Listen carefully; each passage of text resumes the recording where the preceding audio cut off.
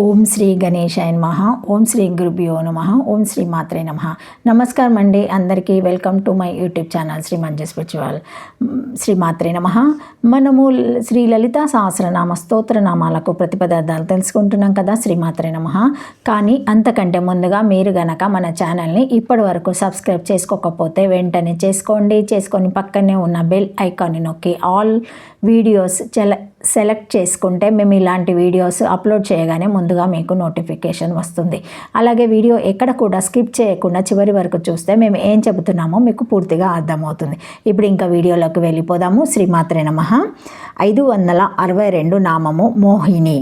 ఇది 3 అక్షరముల నామము. ఈ నామంతో అమ్మవారికి మోహిని నమః అని నమస్కరించుకోవాలి. మోహిని మోహమును కలిగినది. మోహం అంటే భ్రమ. జరగవలసిన సృష్టి కార్యానికి ఊరికే సహకరించమంటే జీవులు సహకరించరు. తమకేదైనా ప్రతిఫలం దక్కితే గానీ సృష్టి కార్యానికి జీవులు సహకరించారని దేవునికి తెలుసు.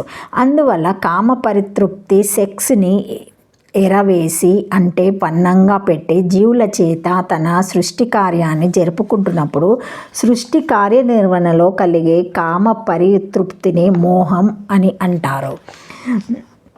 అలాగే ఆకలికి రుచి మోహం అవుతుంది. అంటే ఏ పనిని మన చేత చేయించుకోవాలన్నా లంచంగా లేదా ఎర్రగా ఏదో పెట్టినట్లు అనిపింప చేయడాన్ని మోహ పెట్టడం అనవచ్చు. ఇలా మోహ పెట్టి తన పని చేయించుకునేది కాబట్టి అమ్మవారు మోహిని. గడ్డి యొక్క రసాయన శాస్త్రం కెమిస్ట్రీ గురించి తెలిస్తే గొడ్డు దానిని తినకపోవచ్చు. అందుకని ఆ గడ్డిని చూడంగానే నచ్చి తినేయాలన్న ఆకర్షణ గడ్డిలో గొడ్డుకు కన్నబడేలా చేస్తుంది అమ్మవారు. తౌడు కుడితి కూడా అలాంటివే. మనం వాటిని తినమన్నా తినము, త్రాగమన్నా త్రాగం. మనం తినాల్సిన వాటి మీదే మనకు మోహం చేస్తుంది. ఈ మోహం అవధులు దాటితే వ్యామోహానికి దారి తీస్తుంది. అప్పుడు తినవలసినవి మితిమీరి తినటం, త్రాగవలసినవి మితిమీరి త్రాగటం, అవకరమైన రుచులతో వాటిని రకరకాలుగా భ్రష్టు పట్టించడం చేస్తాము. అవధులు దాటి అలా ప్రవర్తించడం వల్ల మన ఆరోగ్యాన్ని మనమే పాడు చేసుకుంటాము. కమలాక్ష నిషేవిత నామములో చెప్పినట్లు అమృతాన్ని దేవదానువులకు పంచడానికి విష్ణుమూర్తి జగన్మోహిని రూపాన్ని దాల్చాడు కదా. ఆ రూపము దానవులను విపరీతమైన మోహంలో పడేసింది. తత్ఫలితంగా అమృతము అమరుల పాలైంది. మోహనం అంటే ఏదో మనకు దక్కుతుందని మనల్ని భ్రమపెట్టడం కాబట్టి మోహనము అంటే మాయా అని కూడా చెప్పుకోవచ్చు.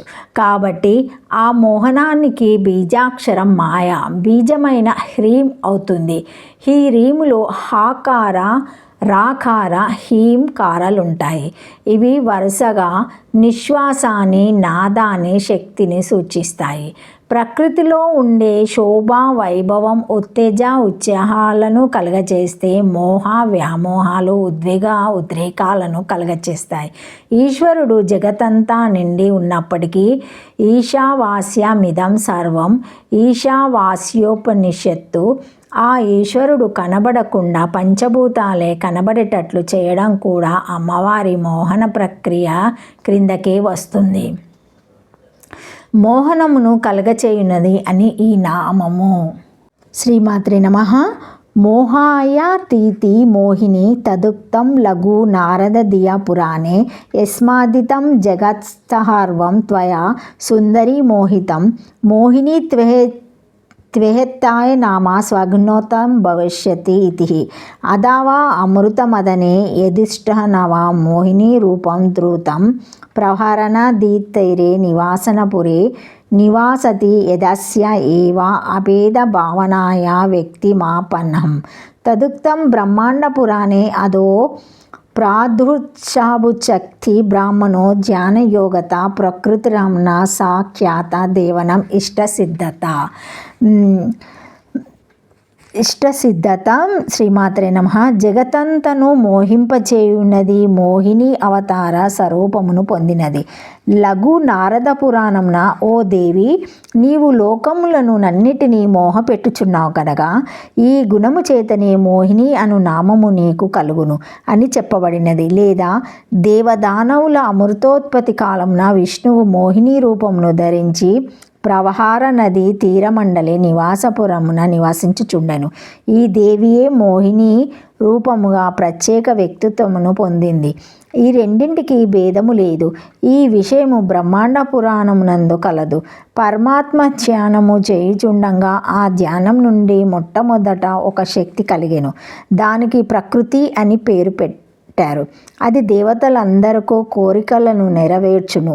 ఆ శక్తియే అమృత మదన కాలమందు ఆవాజ్మానాస గోచారము అందరికీ సమూహమును కలిగించుచున్నది. రెండవ స్వరూపము మోహిని రూపము పొందెను. దీనిని చూచియే సర్వజ్ఞుడైన శంకరుడు కూడా మోహమును పొందిన వాడయ్యెను అని చెప్పాలి.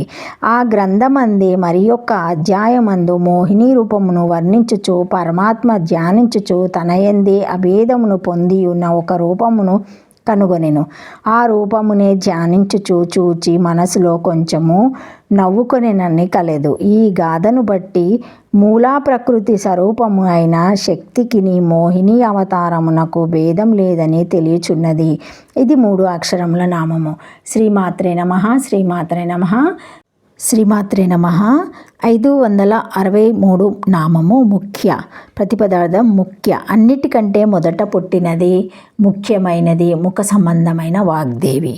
వేదంలో సృష్టిలో అన్నిటికంటే మొదట నేను పుట్టి తిని అని కలదు. ఇది 2 అక్షరముల నామంతో ఉంటుంది. ముఖే సర్వదా భవముఖ్య అహమాస్మి ప్రథమాజ రుత్యాస ఇతి శృతే. శ్రీమాత్రే నమః. అగ్రగణ్య నామం ఎలాంటిదో ఈ నామం కూడా అలాంటిది అర్థం గల నామమే. ముఖ్యంగా ముఖము నుండి పనిచేస్తుంది కాబట్టి అమ్మవారు ముఖ్య. ప్రధానంగా అమ్మవారు వాగ్దేవి. వాక్ ప్రపంచానికి ఎలా ప్రథమురాలో ముఖ్యమో భౌతిక ప్రపంచానికి కూడా అలాగే ముఖ్యమైనది. భౌతికం లోకానికి ఫిజికల్ వరల్డ్ ముందు వెలుగులోకము ప్లేన్ ఆఫ్ లైట్, దానికి ముందు నాదలోకము ప్లేన్ ఆఫ్ సౌండ్ ఉంటాయి. నాదంలో నుంచి యావత్ ప్రపంచము ఉద్భవించింది కాబట్టి ఆ నాదము ముఖము నుండి వ్యక్తమయ్యేది కాబట్టి అమ్మవారు వాగ్దేవత కాబట్టి అమ్మవారికి ముఖ్య అనే నామము బిరుదు నామంగా వచ్చింది. ముఖ్యురాలు ముఖ సంబంధమైనది వాగ్దేవి అని ఈ నామాన్ని మనము అర్థం చేసుకోవాలి. శ్రీమాత్రే నమః. శ్రీమాత్రే నమః. 564 నామము మృడాని. మృడా సుఖేనే జనసుఖ కృతే సర్వోద్రిక్తో మృడాయ నమో నమః ఇది శివరహస్య సుఖప్రాదస్య మృడాస్య పరమశివాస్య పత్న్యతదే అనుగానమ విశిష్టో జిష్. ప్రతిపదార్థము మృడాని. మృడాని శంకరుని భార్య. శ్రీమాత్రే నమః. శ్రీమాత్రే నమః. Thank you for watching my video. Please like, share, comment, subscribe to my channel. మరిన్ని వీడియోస్తో మళ్ళీ కలుస్తానండి. ఈ వీడియో మొదటిసారి ఎవరైనా చూసి ఉంటే తప్పకుండా లైక్ చేసి సబ్స్క్రైబ్ చేసుకోండి. ఏమైనా కామెంట్స్ ఉంటే పెట్టగలరు. Thank you. శ్రీమాత్రే నమః. షేర్ చేయండి, సబ్స్క్రైబ్ చేసుకోండి, లైక్ చేయండి.